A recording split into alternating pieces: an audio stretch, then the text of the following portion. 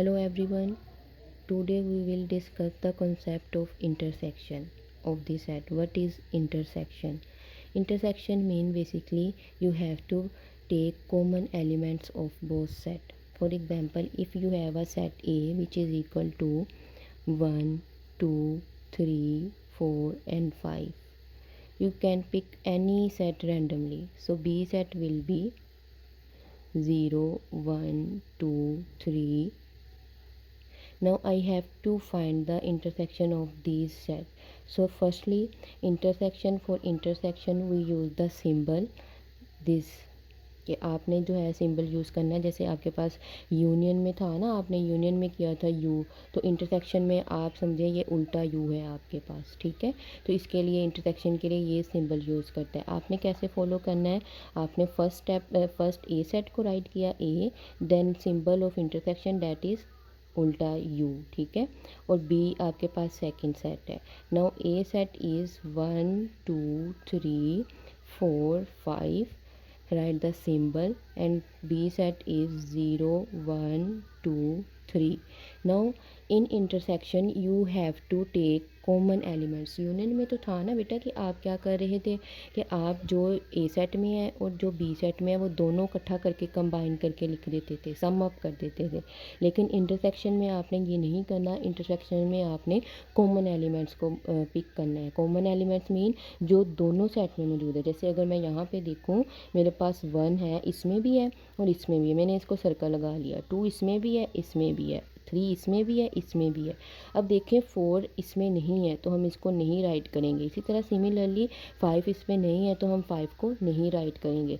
अगर यहाँ पे 0 देखा जाए तो 0 दूसरे सेट में भी नहीं है तो हम 0 को भी ऐड नहीं करेंगे। तो your answer will be 1, 2 and 3। This is your common element. Okay, हम एक और एग्जांपल डिस्कस कर लेते हैं। जैसे कि आपके पास जो है वो एक सेट मैं ले लेती हूँ, सेट ऑफ इवन नंबर, ठीक है। 2, 4, 6, 8, मैंने 8 तक लिया है। दूसरा मैंने बी ले लिया है, वो क्या आपके पास ओड है।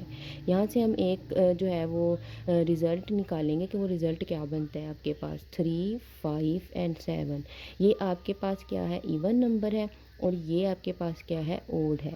आपको पता है कि अब हमने इसका क्या करना है, इंटरसेक्शन फाइंड करना है। तो इसका इंटरसेक्शन अगर आप देखें तो इंटरसेक्शन में जो है इसके टू जो है इवन नंबर जो पेयर फॉर्म में होते हैं और ओड जो डिफरेंट इसका ऑपोजिट है।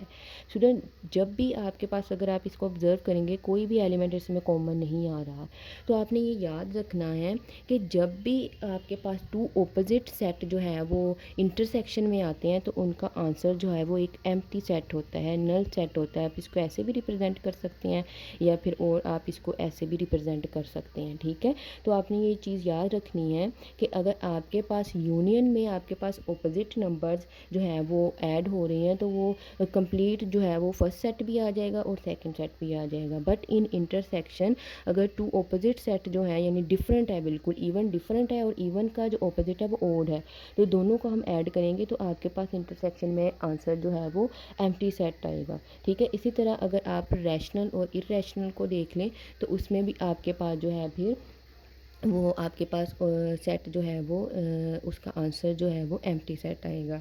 तो इस तरह से आपने जो है वो इंटरसेक्शन के कॉन्सेप्ट को अंडरस्टैंड करना है। अच्छा, इंटरसेक्शन के में अब इसकी डेफिनेशन देख लेते हैं कि what is basically definition of intersection.